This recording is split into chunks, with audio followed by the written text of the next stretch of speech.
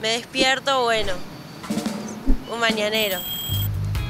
O me voy a dormir, bueno, me fumo uno.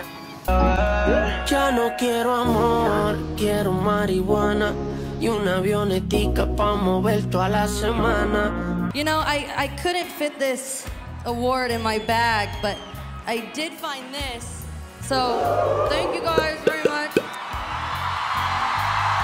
Estamos en la edad dorada de la marihuana. En Estados Unidos, 2022 marcó un hito. Por primera vez hubo más personas fumando marihuana a diario o casi a diario que tomando alcohol con esa frecuencia. La hierba ya es la droga más consumida del mundo, según la ONU, sin contar el tabaco ni el alcohol. Vamos a ver por qué le gusta a tanta gente. Últimamente lo consumo bastante. Sí, la he probado, la consumo regularmente, de manera social, más que todo.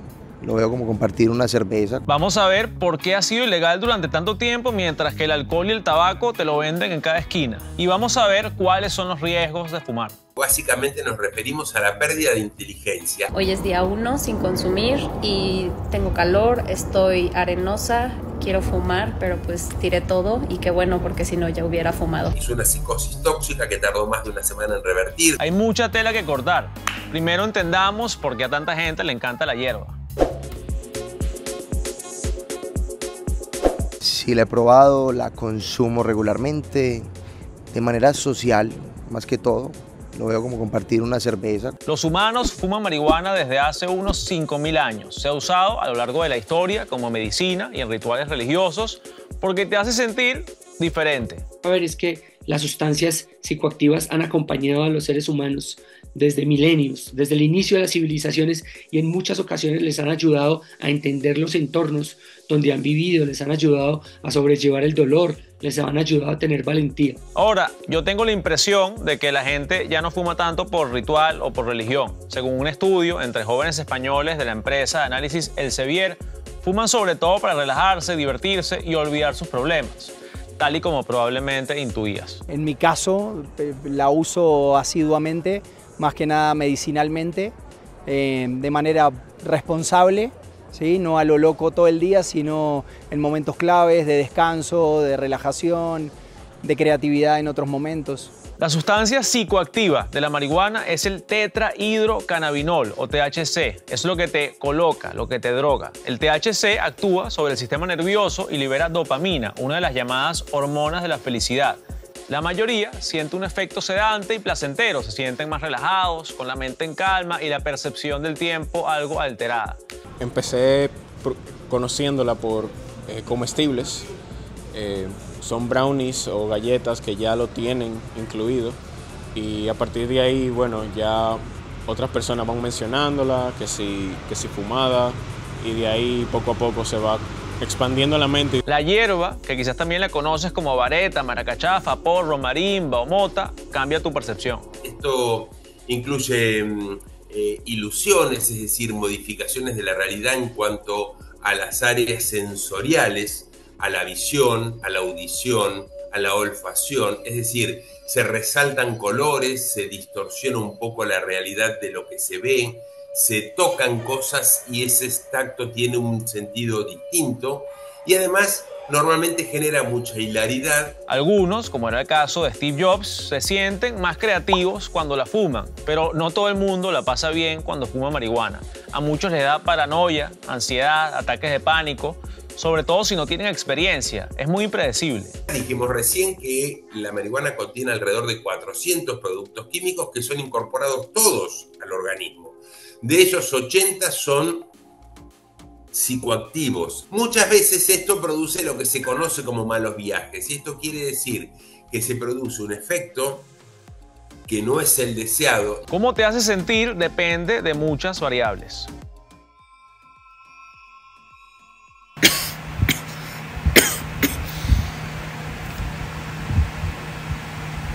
Así ya no tiene chiste, güey, porque sé que me estoy grabando para ver cómo me veo moteada, se supone, ¿no? Y o sea, ya no se siente natural, güey. Ya no se siente...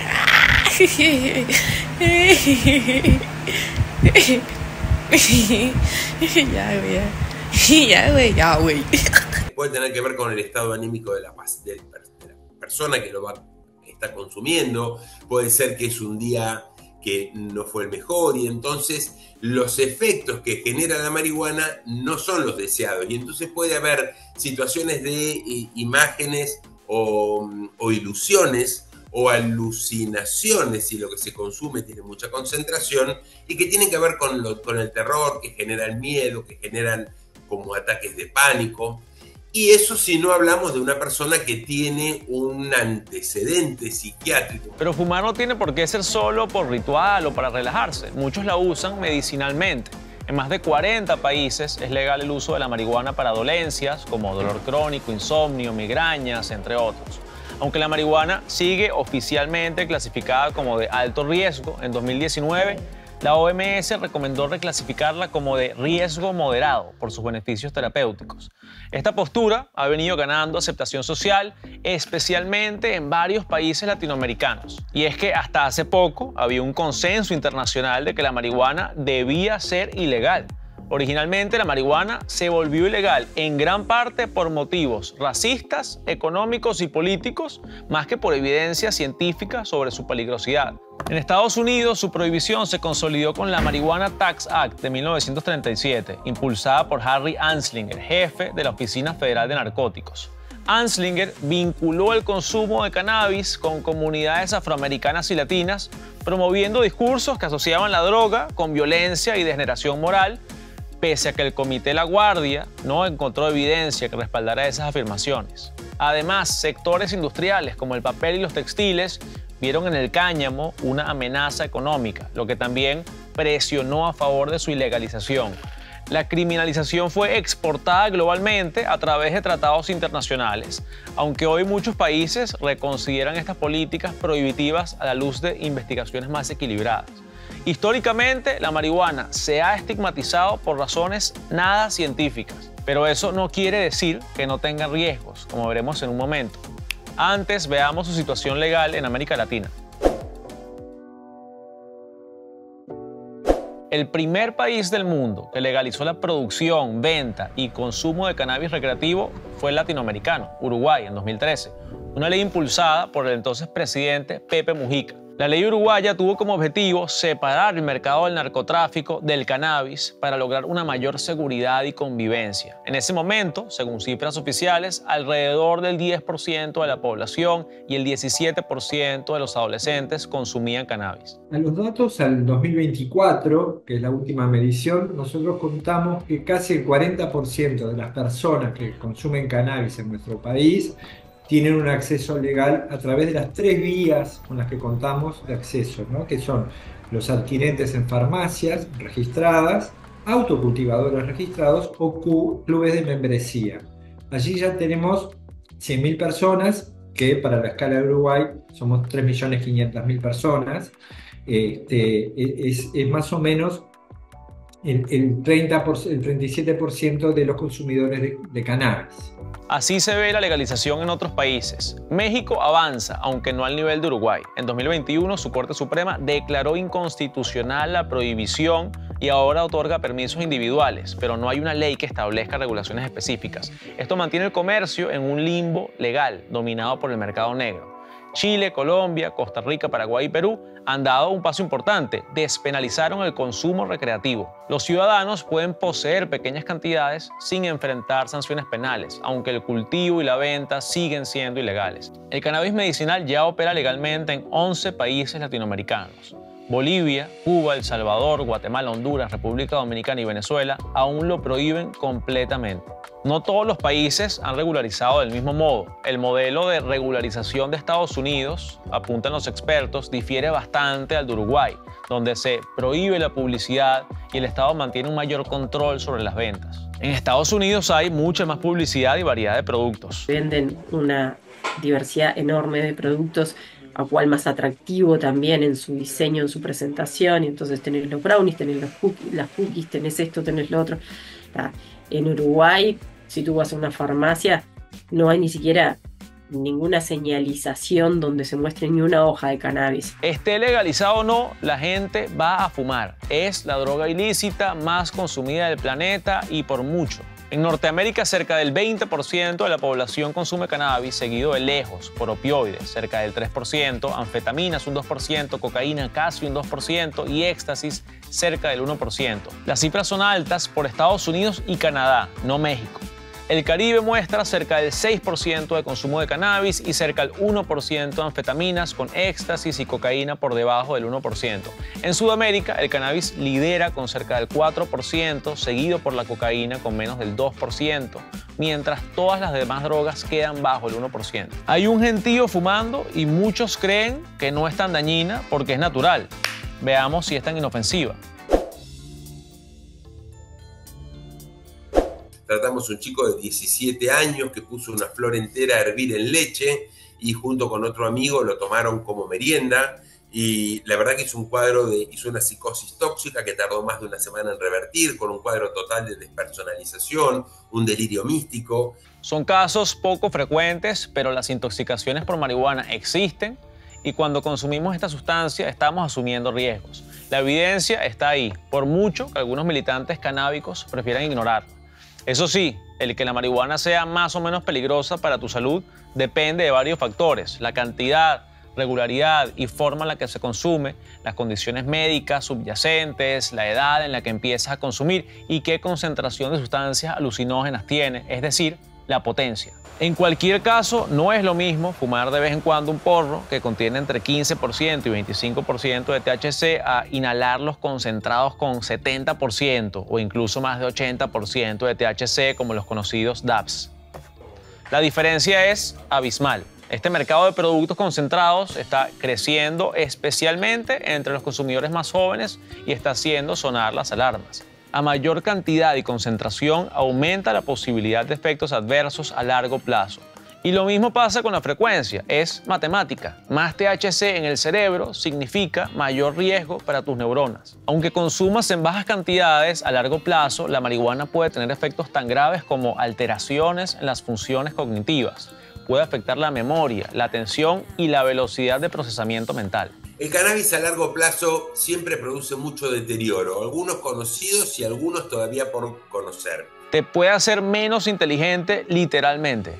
Cuando decimos deterioro neurocognitivo, básicamente nos referimos a la pérdida de inteligencia, a la reducción de la capacidad de comprender, analizar, ser críticos y responder ante un problema nuevo, ¿sí? Esto te puede llevar a un peor rendimiento escolar o académico. Un análisis de 7 estudios con más de 6.000 jóvenes mostró que quienes consumen cannabis con frecuencia en la adolescencia pierden en promedio unos 2 puntos de cociente intelectual. La evidencia es sólida, pero según expertos, hacen falta seguimientos más largos para entender bien el impacto del consumo de marihuana a lo largo de la vida. Fumar cannabis también puede adelantar la aparición de brotes psicóticos en personas con predisposición genética, como la esquizofrenia. No es que la marihuana cause locura de la nada, pero puede ser el clic que active una bomba mental que ya estaba armada. Pero además, si una persona tiene un trastorno psiquiátrico de base, es muy frecuente que con el consumo prolongado, aunque sea poco, y va también a depender de a qué edad de inicio comenzó a fumarse, va a tener una manifestación que va a prolongarse en el tiempo y hay veces que se manifiestan esquizofrenias, psicosis, depresiones, otro tipo de alteraciones psiquiátricas. También hay indicios fuertes de que empezar a fumar marihuana en la adolescencia aumenta el riesgo de depresión, pero la relación no es en una sola dirección. Muchos adolescentes con trastornos mentales ya existentes tienden a buscar escape en el cannabis. Y hay otros factores, entorno, trauma, falta de apoyo, que también empujan la salud mental al abismo. No todo es culpa de los porros. Cuando se habla de adicción, tiene que ver mucho el tema de la codependencia. La codependencia no solamente es al alcohol, a las drogas, sino que son carencias emocionales que hace que tú te refugies en ciertas cosas. Y no solo sufre el cerebro, ¿no? Aunque es menos frecuente, fumar marihuana también puede dañar los pulmones y el sistema cardiovascular. En grandes consumidores se han visto casos de cáncer en las vías respiratorias. Es decir, que ya el hecho de fumar es tremendo, pero además en el momento de que uno le da la pitada, la aspiración profunda al porro, la brasa se pone bien colorada. Esa brasa logra llegar a una temperatura de entre 320 y 350 grados. Imaginémonos ahora que estamos dando una aspiración profunda con un aire muy caliente para el que el pulmón no está preparado. Eso solo, la temperatura, genera una alteración en la estructura del pulmón. Tampoco son muy conocidos los efectos en el sistema hormonal que pueden acabar repercutiendo en la fertilidad. La marihuana, el tetrahidrocannabinol, el THC, uno de los componentes más importantes de la marihuana, una de las cosas que hace es disminuir los niveles de testosterona en los varones. ¿Por qué? Porque actúa directamente en el testículo y también lo hace sobre el ovario en la mujer. En el varón, si es un adolescente y disminuimos los niveles de testosterona, va a tener una disminución muy importante del número de espermatozoides y por ende es una causa de esterilidad secundaria. Luego está el trastorno de consumo de cannabis, que es diagnosticable y provoca síndrome de abstinencia. Se calcula que alrededor del 10% de los consumidores desarrolla este trastorno. Pero en Estados Unidos, el Instituto Nacional sobre el Abuso de Drogas eleva esa cifra del 22 al 30%. Hablamos de dependencia, síndrome de abstinencia, dificultad para dejarlo. Es frecuente un síndrome de abstinencia en alguien que hace mucho tiempo que consume y básicamente no es un cuadro de abstinencia físico, sino es más que nada psíquico. Muchas veces al suspender lo que aparece es un cuadro de mucha ansiedad, de deseo de consumir la sustancia, un estado de nerviosismo, por ahí al principio un estado de mayor agresividad o podríamos decir irritabilidad de su carácter. También hay gente que tiende a la adicción, a abusar de las sustancias. Yo he visto jóvenes de mi entorno perderse en el vicio por las drogas y demás, que se ponen flacos, que tú dices, wow, qué lindo era ese muchacho, porque está así, los dientes, cómo se le pone. Entonces yo entiendo que hace daño, que está mal. Malo es cuando te vuelves ya dependiente de eso, cuando ya tú eres esclavo de eso. Y los más vulnerables a todos los riesgos son los más jóvenes, como los niños y las niñas. Sí, claramente la marihuana es mucho más, afecta mucho más a grupos vulnerables como son los niños. Básicamente porque el cerebro está en una etapa de formación y cuando estamos en esa etapa de formación, cuando un niño que podríamos decir de 13, 14, 15 años fuma marihuana, tiene un deterioro en esa capacidad cognitiva mucho más temprana y por lo tanto una disminución en la capacidad de aprendizaje. Es extremadamente dañina en adolescentes. Entonces, por un lado, la marihuana no es lo peor del planeta, como predicaba el estigma del siglo XX, pero tampoco es inofensiva. El debate en torno a si se debe legalizar o no es agitado. Sí, yo sí estoy de acuerdo con la legalización. No estoy de acuerdo porque desde que legalicen eso van a legalizar otra cosa más. Un argumento a favor de legalizar la hierba es que le quitaría recursos al narco. Después de que Uruguay legalizó, la proporción de consumidores que compraban cannabis directamente al narco cayó del 58% en 2014 al 24% en 2022. El 40% del consumo ya se cubre por vías legales, farmacias, clubes o autocultivo, lo que le ha quitado unos 25 millones de dólares al año al negocio delictivo. Pero entre lo legal y lo ilegal hay una zona gris. Un 36% de los usuarios accede a cannabis cultivado legalmente, pero distribuido por canales informales, sin supervisión ni impuestos, ni del narco ni del Estado. Este mercado gris persiste por 3 razones. Mucha gente prefiere no registrarse como consumidora porque desconfía del sistema y del uso de sus datos. No hay suficientes farmacias para abastecer la demanda y los turistas no pueden comprar por la vía legal. Aún así, algo ha cambiado. Muchos jóvenes ya no tienen que moverse en los circuitos ilegales, muchas veces ligados al crimen. El país sigue teniendo sus problemas de seguridad, claro, pero por otras drogas y por el crimen organizado. El cannabis, al menos parcialmente, ya salió de esa ecuación. Otro punto a favor de la legalización es la plata. En Estados Unidos, donde cada estado decide por su cuenta, los 24 estados que permiten el uso recreativo para mayores de 21 años recaudaron en 2023 más de 4.000 millones de dólares solo en impuestos, según el proyecto de política sobre la marihuana. Es una cifra récord, y eso sin contar lo que se ahorran en jueces, policías y cárceles por no perseguir delitos menores relacionados con drogas. En realidad, el beneficio es quitarle al mercado ilegal o al narcotráfico un capital, ¿no? Que uno puede estimar en 30 millones de dólares, ¿no? Esos 30 millones de dólares no fueron al narcotráfico. Es decir, se pasa de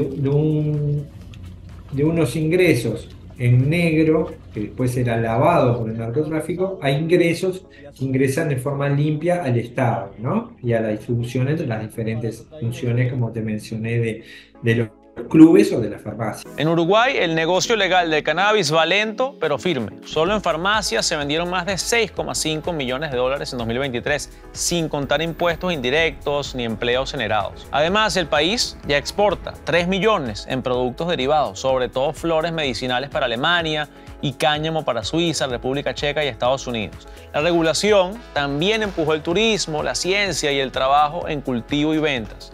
Y lo que se vende legalmente cumple con estándares de calidad y dosis claras. A mí me parece que la regulación, por ejemplo, que hizo Uruguay es una regulación bastante acertada, donde se produce la producción la tiene el Estado, se vende en farmacias, las personas que concurren a comprar, que lo pueden hacer libremente, son asistidos desde lo sanitario, se les acerca la salud, se les acerca información de lo nocivo y de esa manera además se disminuyen claramente los otros efectos, los menos vistos, que tienen que ver con el narcotráfico. Pero en Uruguay los críticos alertan que el país está normalizando el consumo de THC y eso incluye a los adolescentes. He notado que el cannabis se ha logrado posicionar en el mismo nivel que el alcohol y el tabaco en cuanto a consumo y uso social, así que ahora es más positivo, bastante más positivo. Ahora se ve más normal ponerle a los jóvenes tirando a adultos mayores, pero digamos, las personas mayores lo ven como más de manera no tan buena, digamos, pero ya se está viendo más como normal, tipo algo habitual, ponele. La Junta Nacional de Drogas, que coordina la política sobre drogas en Uruguay, defiende justo lo contrario, que este cambio es positivo porque ha reducido el estigma entre quienes consumen. Y expertos señalan que no hay evidencia de que haya un aumento en el consumo de adolescentes relacionado a la legalización. En la población adolescente las prevalencias subieron mucho hasta el 2014, justamente, que es cuando se establece la ley. Creció algo más hasta el 2016, pero después se mantuvo estable, inclusive ahora descendió. Y descendió a un porcentaje casi similar al del 2014. De hecho, un estudio comparativo entre Chile y Uruguay, realizado por universidades de ambos países, concluye que el nivel de consumo es similar, a pesar de que en Chile es ilegal. Los críticos también advierten sobre el aumento de accidentes viales. Un estudio del British Medical Journal mostró que conducir tras consumir cannabis en las 3 horas previas casi duplica el riesgo de accidente. Además, hay un grupo especialmente vulnerable a la exposición aumentada que trae la legalización, quienes tienen predisposición a las adicciones por genética o salud mental no tratada. Legalizar el cannabis, dicen, podría aumentar los casos de dependencia y la presión sobre el sistema de salud. ¿Y qué dicen los uruguayos? Y para mí está perfecto, porque legal o no, tipo, consumirla la van a consumir. Yo estoy como en una guerra interna, ¿sabes? Yo la verdad no sé si es tan buena o es tan mala, así que no sabría muy bien responderte esa pregunta. Hoy casi la mitad de los uruguayos apoya la regulación del cannabis, 47% a favor, 35% en contra y 18% neutrales, según una encuesta del Observador y la Universidad de la República. El dato clave es que en el 2013 solo el 21% estaba a favor y el 58% en contra. El giro en la opinión pública es claro. Legal o no, la educación y la prevención son pilares fundamentales en las políticas públicas relacionadas con el cannabis. Lo primero es que deben hacer estrategias de prevención y de reducción de riesgos y daños. En América Latina es muy pobre. Las únicas estrategias están orientadas a la coerción, al castigo, a la sanción, y eso no es hacer prevención. Siempre que sigan con esas medidas van a fracasar en la idea de que las personas consuman sustancias. Si cambian la coerción y el castigo por la educación y el conocimiento, probablemente vayan a tener mejores resultados. Informar sobre los riesgos del cannabis, sobre todo en adolescentes, es clave. Ningún menor debería tener acceso. Las campañas deben enfocarse en retrasar el inicio del consumo y fomentar decisiones informadas. Pero no todo recae en el Estado. También nos toca a nosotros asumir responsabilidad y buscar información veraz. Cada vez que tengan la intención de saber de una sustancia, indaguen. pregunten a profesionales, busquen información idónea y aprendan muy bien de los efectos primarios, los efectos secundarios, los riesgos y los daños. Por último, las políticas sobre cannabis no pueden quedar en piloto automático. Hace falta evaluarlas de forma constante y con evidencia. Solo así se pueden ajustar las estrategias según lo que realmente pasa en salud, seguridad y economía. Dicen por ahí que el veneno está en la dosis. El cannabis es natural y de riesgo moderado, pero no es inocente, sobre todo si tiene mucho THC y se consume seguido. En adolescentes, el daño puede ser mayor porque su cerebro aún está en desarrollo. Si alguien abusa, más allá del juicio moral, también hay que mirar las causas: depresión, traumas, soledad. Por último, aunque la evidencia crece, todavía faltan estudios a largo plazo y en distintos contextos para entender realmente qué cambia en una sociedad cuando se legaliza esta droga. No lo sabemos. Hasta la semana que viene. Adiós.